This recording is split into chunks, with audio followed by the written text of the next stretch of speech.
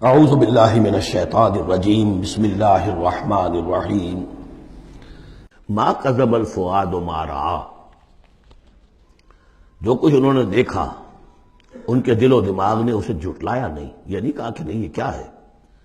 دیکھیے ایسا ہوتا ہے کہ کوئی غیر معمولی سی بات آپ دیکھیں تو ایک شخص ہو جاتا ہے میں خواب دیکھ رہا ہوں یا حقیقت دیکھ رہا ہوں۔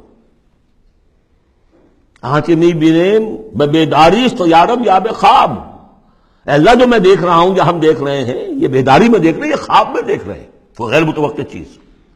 لیکن نبی کو کوئی شک نہیں ہوا، ما کذب الفؤاد ما رأى، یکسوئی کے ساتھ دل و دماغ اور جو بھی آپ کی آنکھ دیکھ رہی تھی ان میں کوئی کانفلکٹ نہیں تھا۔ ما کذب الفؤاد ما رأى فتمارونہ علی ما یری، تو کیا تم اس سے جھگڑتے ہو اس چیز پر کہ جسے وہ دیکھ رہا ہے۔ اقبال نے کہا نا کہ قلندر ہرچے گوید دید گوید، جو شخص اپنا دیکھی ہوئی چیز بیان کر رہا ہے تم اس سے جھگڑ رہے ہو، تمہارے لیے تو وہ ایک غیب کی خبر ہے، اس نے تو دیکھا ہے۔ افتمارونہ علی ما یری وَلَقَدْ رَآهُ نَزْلَةً أُخْرَىٰ، اس نے تو ایک مرتبہ اور بھی دیکھا۔ کہاں دیکھا؟ عند سدرۃ المنتہیٰ، شب معراج میں سدرۃ المنتہیٰ۔ کوئی بیری کا درخت ہے، وہ کیسی بیری ہے؟ ساتویں آسمان کی بیری، وہ آخری حد ہے، مخلوق کوئی اس سے آگے نہیں جا سکتی۔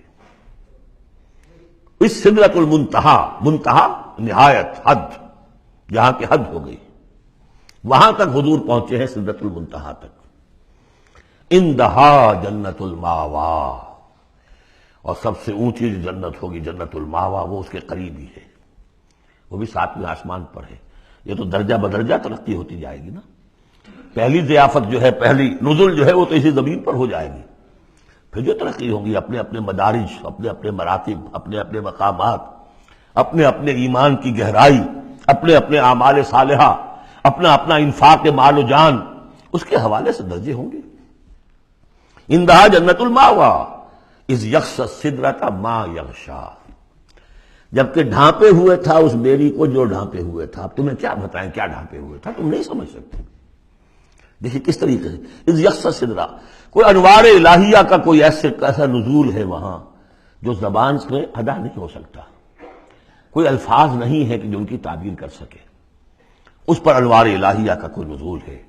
اذ یغشی السدرۃ ما یغشی، جبکہ چھایا ہوا تھا اس بیری کے اوپر جو چھایا ہوا تھا، جبکہ ڈھانپا ہوا تھا اس بیری کو جس نے ڈھانپا ہوا تھا۔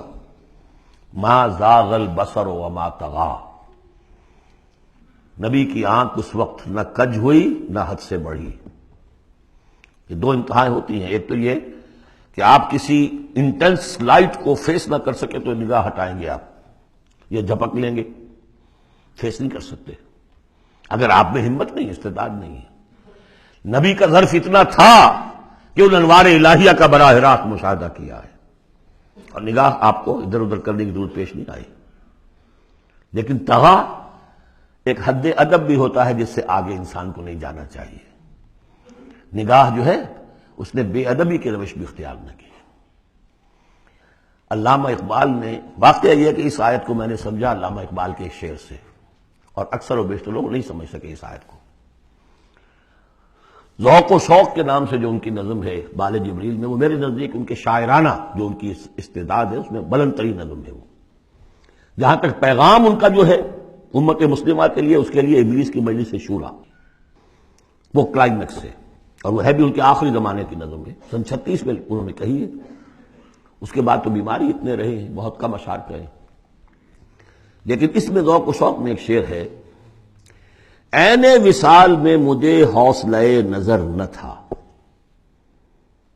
عین وصال میں مجھے حوصلہ نظر نہ تھا، گرچہ بہانہ جو رہی میری نگاہ بے ادب، میری نگاہ بے ادب بہانہ تلاش کرتی رہی کہ میں مشاہدہ براہ راست کروں، حالانکہ عین وصال ہے اس وقت، لیکن یہ کہ میرے اندر حوصلہ نہ تھا کہ میں حسن کا براہ راست مشاہدہ کر سکوں۔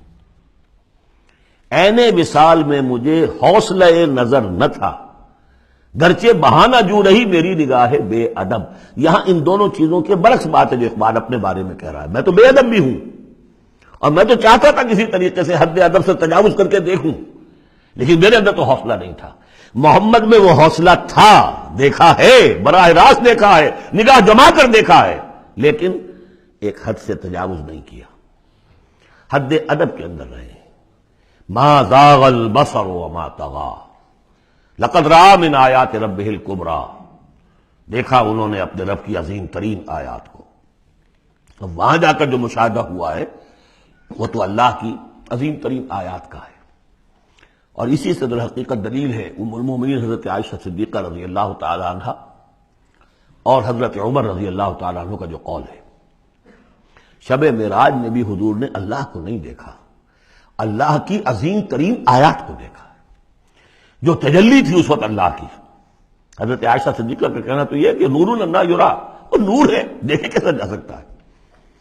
بہرحال وہاں بھی قرآن جو کہہ رہا ہے وہ یہ نہیں کہہ رہا ہے کہ اللہ کو دیکھا، نہیں، جیسے کہ وہ جو شب معراج میں پہلا سفر کا حصہ تھا زمینی، مسجد حرام سے مسجد اقصی تک، سبحان الذی اسریٰ بعبدہ لیلا من المسجد الحرام الى المسجد الاقصی الذی بارکنا حولہ لنریہ من آیاتنا، وہاں پر بھی اللہ نے اپنی آیات کا مشاہدہ کرایا، لیکن وہ زمینی آیات ہیں اللہ کی، وہ برکات جو ہیں زمینی ہیں۔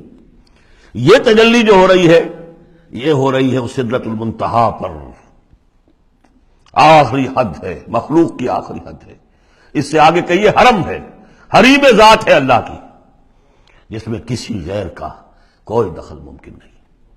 اس حد پر جا کر جو وہاں تجلیات باری تعالیٰ تھے ان کا مشاہدہ کیا ہے۔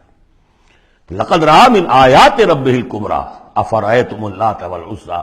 اب یہاں مضامین وہی شروع ہو گئے ہیں جو مکی صورتوں کے ہیں۔ صدق اللہ